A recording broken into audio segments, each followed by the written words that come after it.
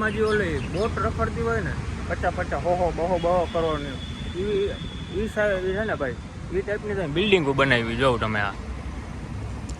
આ મોન્ટેસા બિલ્ડિંગ છે આખું કાચનું, અને આનો આકાર છે ને ભાઈ આખો બોટ જેવો બનાવ્યો છે.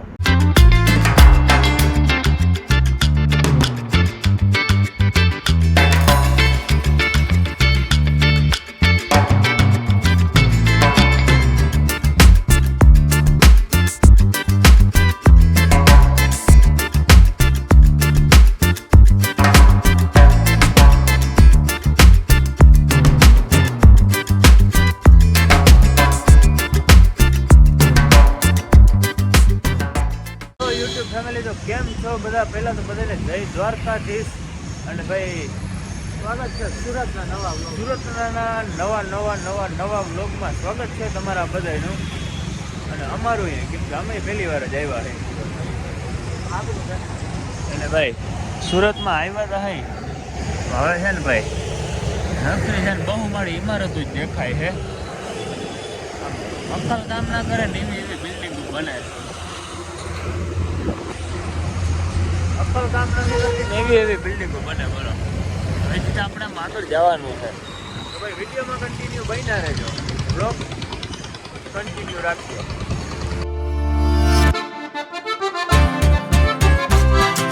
એટલા પાસ ડિસ્ટ્રોલમાં આપણે છે ને ચા પીવા બેઠા હોય સુરતની અંદર. એ સિસ્ટમ એવી છે જો અમે ટીવી ચાલુ છે ને, આ બધા ખુરશીઓ નાખીને ટીવી જોઈ બરાબર. આપણે છે ને ભાઈ ચા પીવા આવ્યા છે, ચા પી લઈને પછી આપણે નીકળી જઈએ સિટીમાં.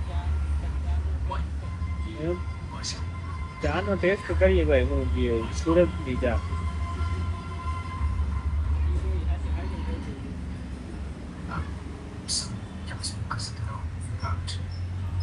અલગ જ છે, અલગ જ. બહુ મજા ના આવી ભાઈ.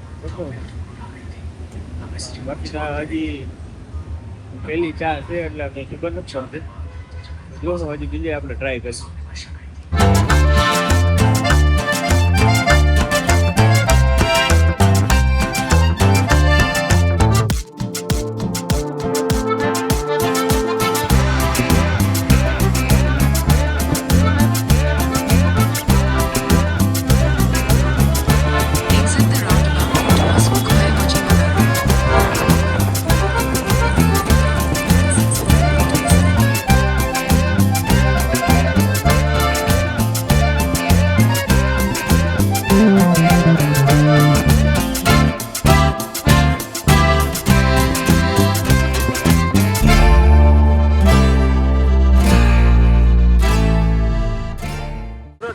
આવીને એટલે આનો છે ને ભાઈ સિટીનો નજારો જોવાની જે મજા છે ને ભાઈ, એ આપણે છે ને વાઇબ જ અલગ છે.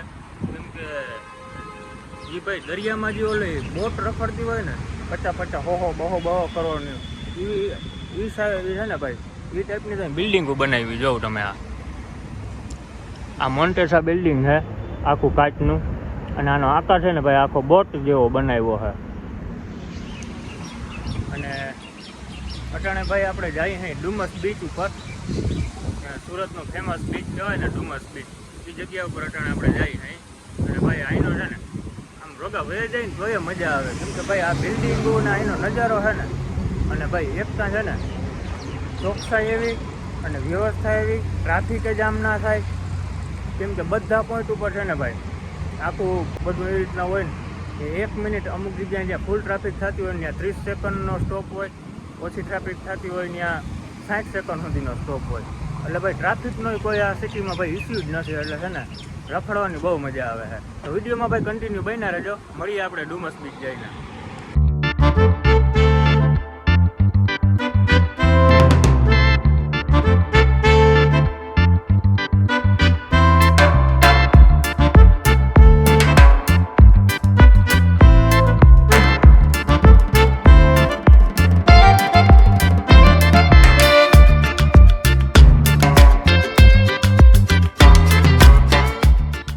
ફાઇનલી આપણે આવી ગયા અહીં સુરતના ફેમસ ડુમસ બીચ ઉપર.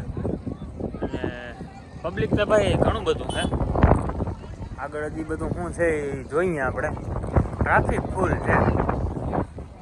અને અહીંયા ભાઈ શ્રી દરિયા ગણેશ મંદિર, આ રીતના અહીંયા ભાઈ દરિયા ગણેશ મંદિર છે. આવું કંઈક ભાઈ બીચ છે. હાલો આગળ જઈ અને નજારો જોઈ.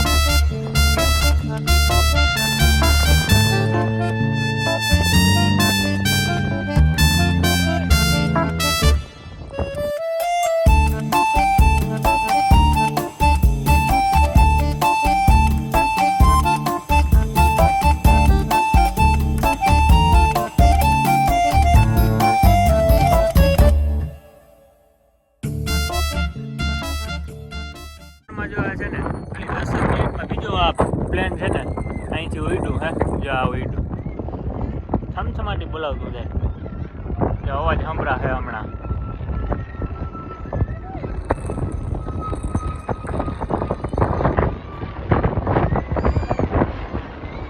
ઓ હે આ તો વાદરા ઉપર વયું ગયું, બોલો કાપી.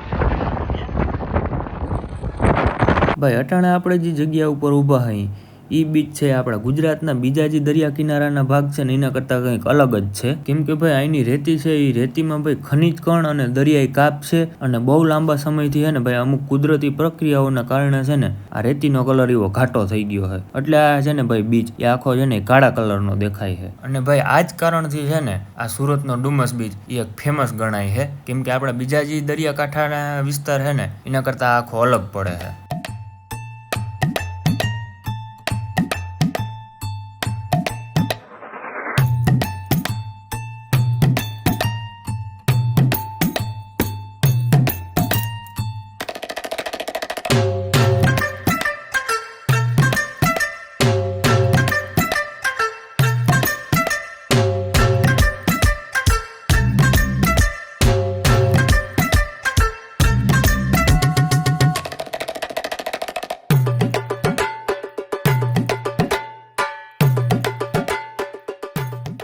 ભાઈ ડુમસ બીચ ઉપર તમને છે એ અલગ અલગ વેરાયટીનો નાસ્તો મળી રહે. અને નાના છોકરાઓથી કરીને મોટા બધાએ ભાઈ આ બીચનો નજારો જોવા માટે આ રીતના કંઈક રાઈડ લઈ અને એ સફર કરવાની જે મજા છે એ કંઈક અલગ જ છે.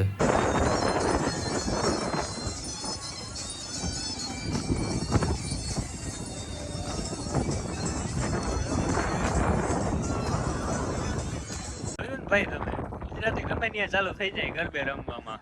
એટલે આવું હે ભાઈ અહીં છે ને ડુમસ બીચ ઉપર આવો ને એટલે આવા નજારા તમને જોવા જડે. હે અલગ અલગ પ્રકારની નોટો જોવા. હા નોટો અલગ અલગ જોવા જડે અહીંયા. અને હવે ભાઈ અહીં છે ને અહીંથી આપણે લઈ રજા અને રસ્તામાં ભાઈ એક ગોપી તળાવ આવે છે. ચાવી ચાવી ચાવી ચાવી ભૂલાઈ ગઈ મારા ખીચામાં રહી ગઈ. ભાઈ રસ્તામાં કે ગોપી તળાવ આવે છે. જો એ લોકેશન જડી જશે ને જડીએ તો ગોપી તળાવ જઈને મળીએ. હાલો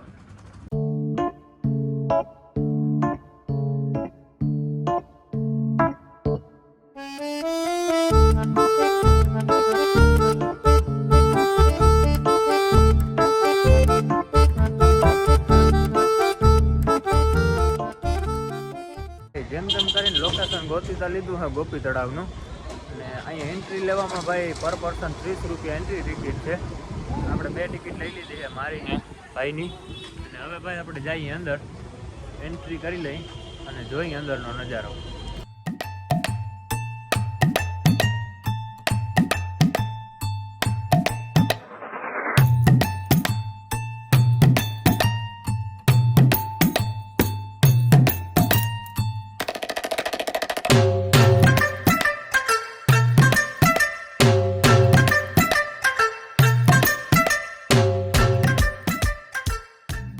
તળાવની અંદર છે ફન વર્લ્ડ છે, એટલે ટૂંકમાં રાઈડું ને એવું બધું છે.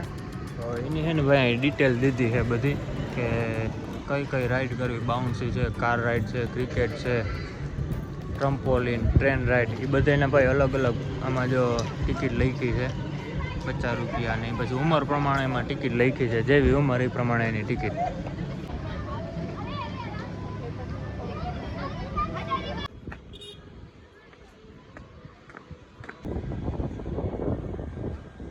આ ગોપી તળાવનું બીજું બધું તો ઠીક સમજાણું, પણ અહીં ભાઈ જીપ લાઇનની રાઈડ છે, જો તમને ઝૂમ કરીને દેખાડું. જો આ જીપ લાઇન એક અહીંયા ટાવર છે, એક અહીંયા સામે ટાવર છે. આ આપણે ભાઈ બહુ ગમ્યું.